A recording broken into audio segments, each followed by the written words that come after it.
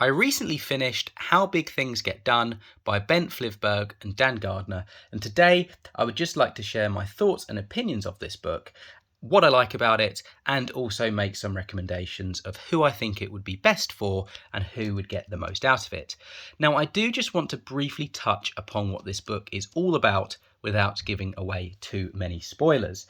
So, in essence, this book is all about helping you learn and understand the key differences between highly successful projects and businesses and initiatives from those that fail miserably.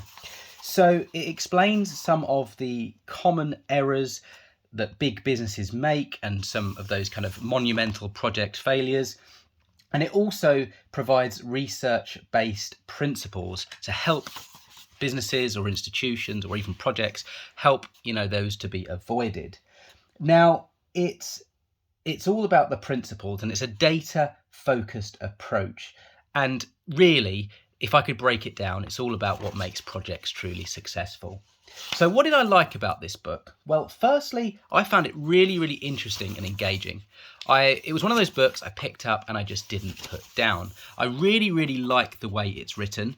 I am a project manager by day, and I like the fact that I could relate to this on a personal level. So I've seen a lot of these a lot of this information demonstrated in my career without even obviously noticing until I read this book. It drew a lot of those experiences out and helped me to reflect on them. But the way it's written is, anyone, even if you don't work in projects, could kind of understand and benefit from this. If any job you would find kind of relation to what's kind of described here. It's very, very engaging. It's it's broken down really, really well, and there's a lot of kind of real life examples from a kind of wide variety of projects as well. So it's really interesting in that respect. So the Sydney Opera House, the Crossrail project in London, as you can probably tell by my accent, I am from London, so that is a particular project of interest to me. That was it was completed, but well behind schedule and budget, and that's obviously an example of a failure here. And there's also, Pixar movies as well. They're kind of discussed. And not just that, there's a lot of small projects that are discussed as well. So not just the monumental projects, but the smaller ones as well. So that was really, really good. I also, as I say, like how I can relate to it. And also, it's just something that's a bit different. I've not read anything like this before. So, that was really, really nice as well. So who would I recommend this for? Well, any project managers out there, whether you're working in a large organisation or even a small one, I'd also recommend it for, professions like architects or engineers. I think there's a lot of focus and benefit for them too.